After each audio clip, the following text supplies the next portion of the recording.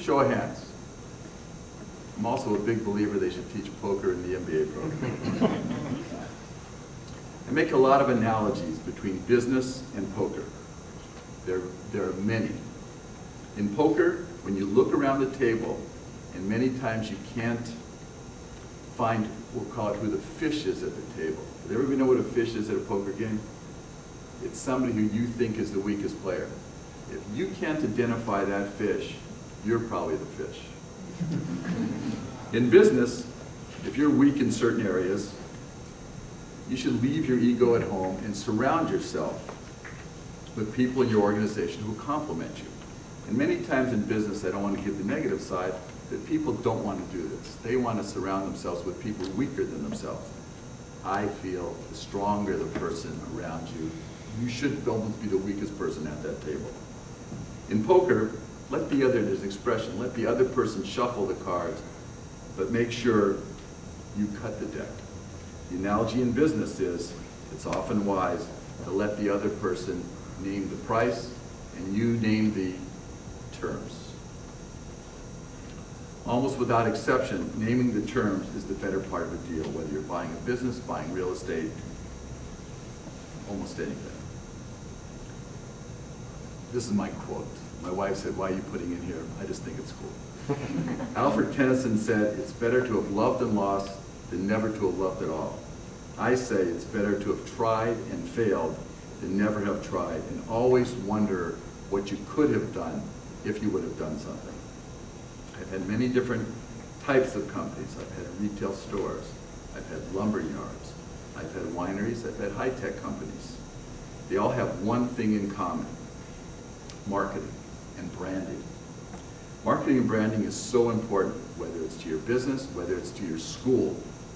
Many of the same products that were #1 or #2 80 years ago are still #1 and #2 today. Can anybody name some that have been #1 or #2 for 70, 80 years? Pepsi and Coke. Pepsi, Coke. Any other one? M&M's. What? M&M's. Maybe M&M's, but I'll go through some. And there's probably 50 of these things. Tide detergent, Ivory soap, Kraft cheese, Skippy peanut butter, Chunky's my favorite, Kleenex, Heinz ketchup, Bear aspirin, Colgate toothpaste. Now what's the secret why these products have been #1 for so long? Branding. Typically, you'll use the same product that your parents have used, and your children will probably use the same products that you've used. Would you buy a cigarette pack? I have my,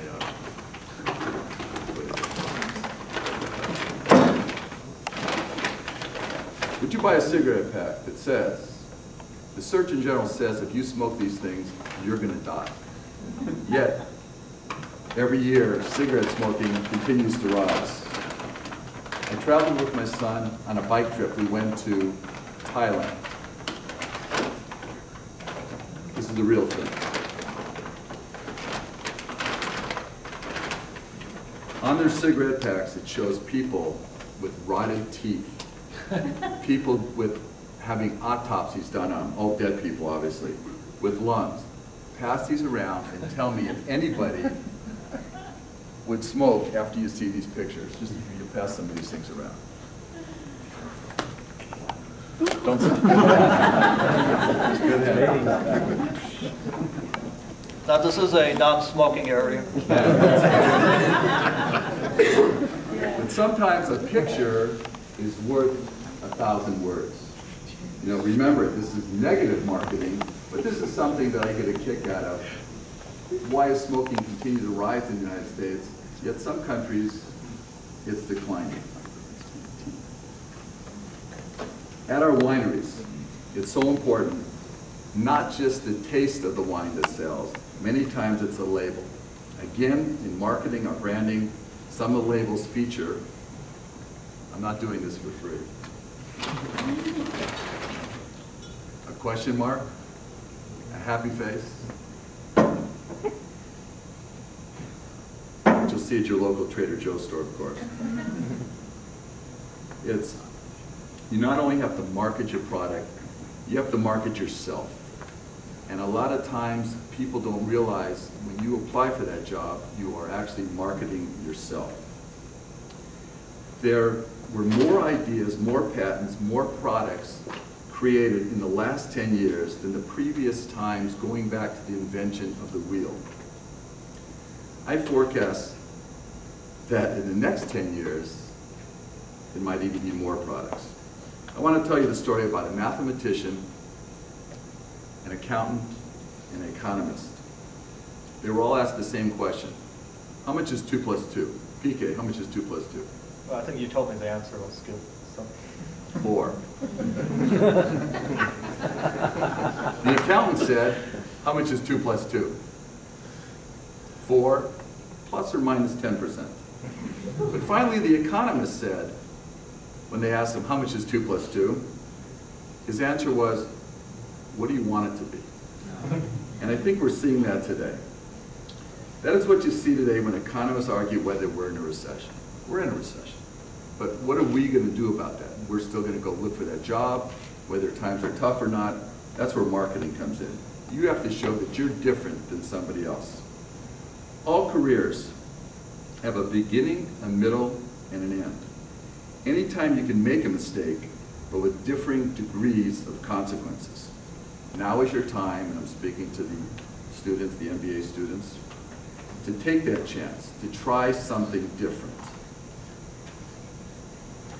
Remember, and I think this is something that every student at Chapman learns, is to think outside the box. I mean, in those classes, they're telling you that this is what the book says. When you get into that business, you have to think outside the box. What are you going to do different? There was a story, a friend of mine had a company. It was a shoe company. In this company, he had enough money to have, it's actually kind of a funny thing, he had enough money to hire one salesperson. The 2 salesmen that he hired, as a test, he sent them to Africa, where he thought there was going to be a market for shoes. The first one said, after he got to Africa, he said, there's no business here. The people don't wear shoes. The second salesman said, great opportunity. The people don't wear shoes. Which one of the salesmen would you hire? It's only the mediocre person who's always at his best. We're not mediocre people. I mean, this is something that I think that at Chapman, we're going to be the best. Thank you so much.